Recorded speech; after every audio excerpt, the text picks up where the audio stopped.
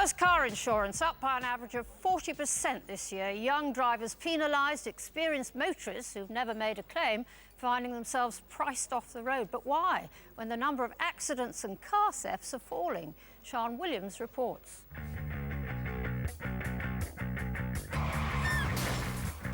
Accidents can happen, but the number of crashes resulting in injury has gone down by 30% over the past 15 years. Safer roads should mean reduced insurance claims and lower premiums, but try telling that to these very typical drivers.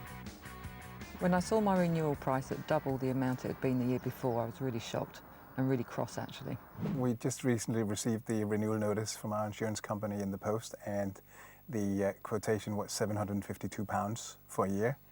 And that was up from last year, which was £441, which is an increase of 70%. I think £2,200 is incredibly excessive for people that have got full no claims discounts and no accidents, no convictions.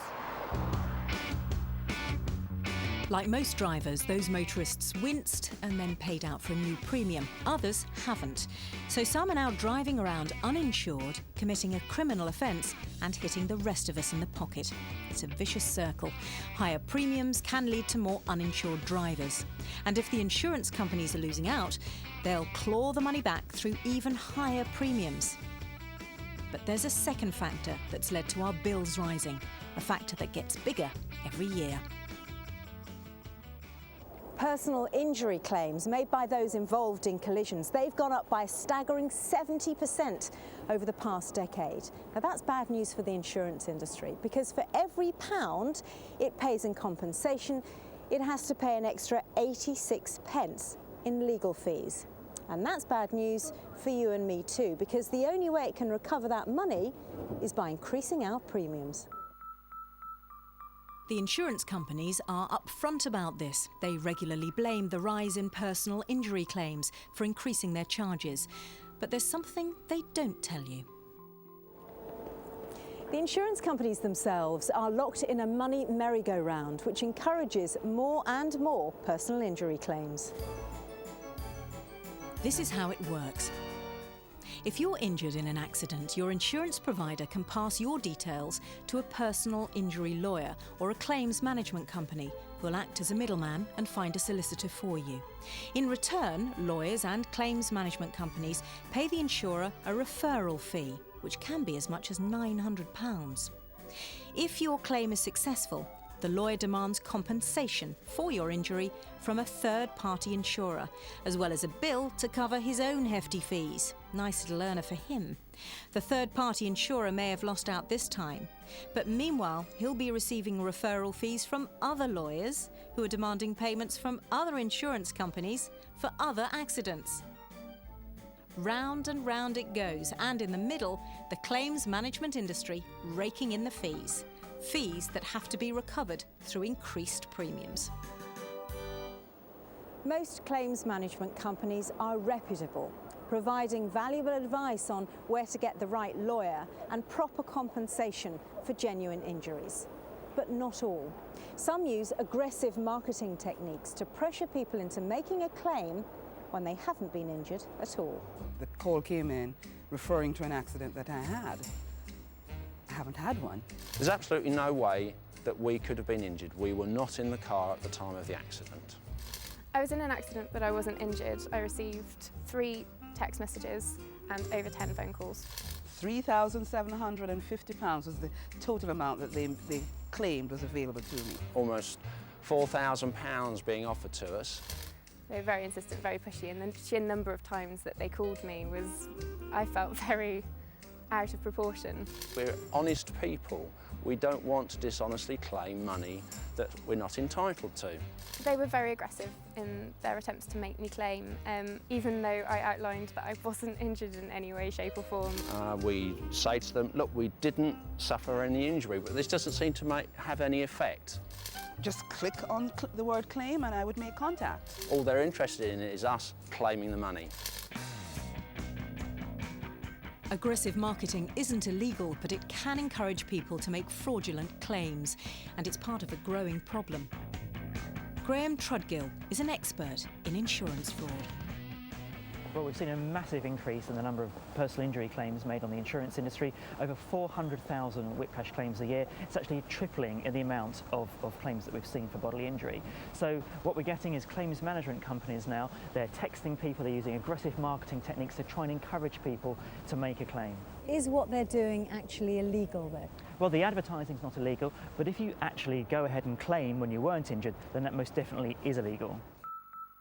With so much money to be made, fraud investigators have also witnessed organised criminal gangs moving in to take advantage of the system. Well, we're seeing staged accidents now. People doing an emergency stop in front of an innocent motorist and then claiming for things like their injuries, their loss of earnings, hire cars, repair costs. And what is all this adding to our premiums?